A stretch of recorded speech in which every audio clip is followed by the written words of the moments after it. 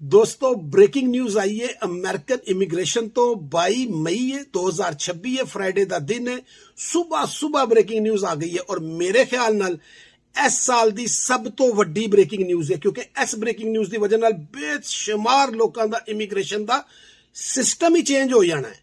यह breaking news की है किना ते इंप्लीमेंट होने जा रही है किदों तो हो रही है इस सारी गल मैं तुहानू इस वीडियो च दसनी है। चैनल नू सबसक्राइब कर लेना वीडियो नू आखिर तक देखना बड़ी इंपोर्टेंट खबर है दोस्तों। हुण तुसी अगर आओगे विजिट वीजे ते स्टूडेंट वीजे ते आरजी वर्क वीजे ते और तुसी इत्थे आके ग्रीन कार्ड अप्लाई करोगे एडजस्टमेंट ऑफ स्टेटस करोगे ते ओ तुहानू हुण केस बाय केस देखणगे फौरी तौर ते एडजस्टमेंट ऑफ स्टेटस नहीं करनगे। यह पुराना कानून है इनू हुण इनफोर्स करन दा अज ऐलान कर दिता गया है। पहले की हुंदा है कि तुसी आंदे हो इत्थे आके जो भी तुहाडे सर्कमस्टांसिस बनदे ने तुसी अपना एडजस्टमेंट ऑफ स्टेटस अप्लाई कर दिंदे हो और तुहानू एडजस्टमेंट ऑफ स्टेटस दे दिंदे ने 485 एक तुसी फॉर्म लांदे हो खत्म हो गई गल। हुण ओह कहंदा नहीं असीं यह नहीं करना हुण असीं यह देखना है कि इहदे सर्कमस्टांसिस एक्स्ट्रा ऑर्डिनरी ने। यह लफज उन्होंने बोले अपने उहदे विच जिहड़ा उन्होंने अज प्रैस रिलीज दी है कि एक्स्ट्रा ऑर्डिनरी ने एक गल। दूसरा केस बाय केस देखा जाएगा हुण वो इक्को लकीर दे नाल नहीं सारे होणगे हाँ जी दे दो सारे दे दो नो नो नो हुण केस बाय केस देखा जाएगा। अगर वो मुतमिन नहीं होणगे वो कहणगे जाओ तुसी अपने मुल्क उत्थों जाके अंबैसी के थ्रू जिहड़ा प्रोसेस है वो करके सारी वैटिंग सब कुछ करा के वापस आओ असीं इत्थे तुहाडा एडजस्टमेंट ऑफ स्टेटस नहीं करना। यह हुण तुहानू साबित करना पेगा। मिसाल के तौर पर हुण मैं तुहानू मिसाल देना पेरेंट्स अमेरिका आते हैं विजिट वीजे के उत्ते और अक्सर पेरेंट्स का इत्थे एडजस्टमेंट ऑफ स्टेटस अप्लाई कर दिता जाता है। जाहिर है कि चलो यार पेरेंट्स हुण इत्थे ही रहण जिहड़ा टाइम लगना 6 महीने साल 1.5 साल जो भी लगता है वो तो इत्थे ही रहण।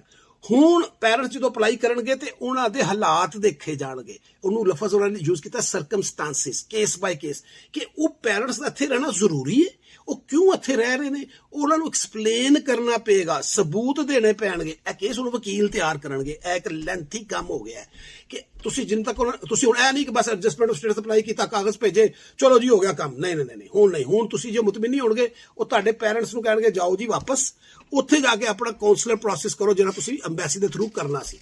यह हुण यह सिस्टम बन गया इसने मियाँ बीवी का क्योंकि सब तो आसान जिहड़ा वो मियाँ बीवी ते माँ बाप दा हुंदा उन्हां दा कोटा नहीं होंदा ना इस वास्ते उन्होंने बड़े आराम नाल 100% होंदा कि एडजस्टमेंट ऑफ स्टेटस मिलना ही मिलना है। हुण उन्होंने भी केस बाय केस देखा जाएगा। बाकी जिहड़े F4 F3 F2 F2B वाले ने या दूजे ने उन्हां दा ते हुण ज्यादा मुश्किल हो गया क्योंकि उन्होंने तो प्रोसेस ही डिफरेंट है उत्ते कोटा सिस्टम है। अगर उन्होंने डेट करंट भी होएगी तो उन्होंने वास्ते ज्यादा मुश्किल खड़ी की जाएगी क्योंकि वो देखा जाएगा भी तेरा की सर्कमस्टांसिस ने उन्होंने सर्कमस्टांसिस नूं मीट करना मेरे ख्याल से बहुत ही मुश्किल होएगा। याद रखो यह पुराना कानून है इनू इनफोर्स किया जा रहा है इनू हुण दोबारा इहदे उत्ते सख्ती की जा रही है। उन्होंने सैकटरी एडलो ने अज अपने जो बयान दिता उहदे च भी यही कहा कि मैं पुराने कानून नूं सख्त कर रहा वां ताकि जिहड़े लूप होल ने लफज बोलिया लूप होल ने वो खत्म होण सिर्फ वही केस इत्थे एडजस्टमेंट ऑफ स्टेटस होण जिन्हां दा होना जरूरी है जिन्हां दे ऐसे सर्कमस्टांसिस ने। इहदे च हुण एक होर बड़ा बड़ा मसला खड़ा होना है और वो मसला किहदे वास्ते खड़ा होना है जिहड़े इत्थे आंदे ने विजिट वीजे ते और उन्हां नूं किसे नाल लव हो जांदा है लीगल गम है वो शादी कर लैंदे ने।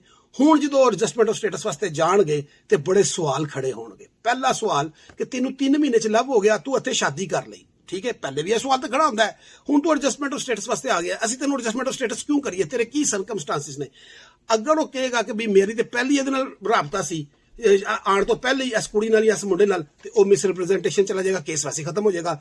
अगर वो कहेगा कि नहीं जी मैं इत्थे आया मैनूं इहदे नाल लव होया फिर मैं 90 डेज तो बाद शादी कर लई ਉਹਦੇ ਵਾਸਤੇ ਹੁਣ ਸਟਰੋਂਗ ਪੂਰਾ ਕੇਸ ਤਿਆਰ ਕਰਨਾ ਪਏਗਾ ਸਰਕਮਸਟੈਂਸਿਸ ਦੇਣੇ ਪੈਣਗੇ ਵੀ ਇਹ ਕਿਸ ਨਾਲ ਮਿਲੇ ਕੀ ਹੋਇਆ ਸੀ। ਇਹ ਸਭ ਤੋਂ ਮੁਸ਼ਕਲ ਕੰਮ ਹੋ ਜਾਏਗਾ। ਹੁਣ ਅਗਰ ਉਹ ਨਹੀਂ ਉਹਨੂੰ ਸਾਬਤ ਕਰ ਸਕਣਗੇ ਤੇ ਉਹਨਾਂ ਨੂੰ ਵਾਪਸ ਭੇਜਤਾ ਜਾਏਗਾ। ਯਾਦ ਰੱਖੋ एडजस्टमेंट ऑफ स्टेटस खत्म नहीं हो रहा एडजस्टमेंट ऑफ स्टेटस रहेगा लेकिन लफज यूज हो रहा केस बाय केस। हुण केस बाय केस के उत्ते सारा बर्डन तुहाडे उत्ते आ गया है तुसी हुण साबित करके देना है सारे तुसी वकील को केस हुण तैयार करवाना है पूरा साबित करना नहीं तो तुहानूं पूरा प्रोसेस करन वास्ते तुहाडे मुल्क वापस जाना पेगा। हुण तुसी उत्थों करा के यह सारा प्रोसेस आओगे।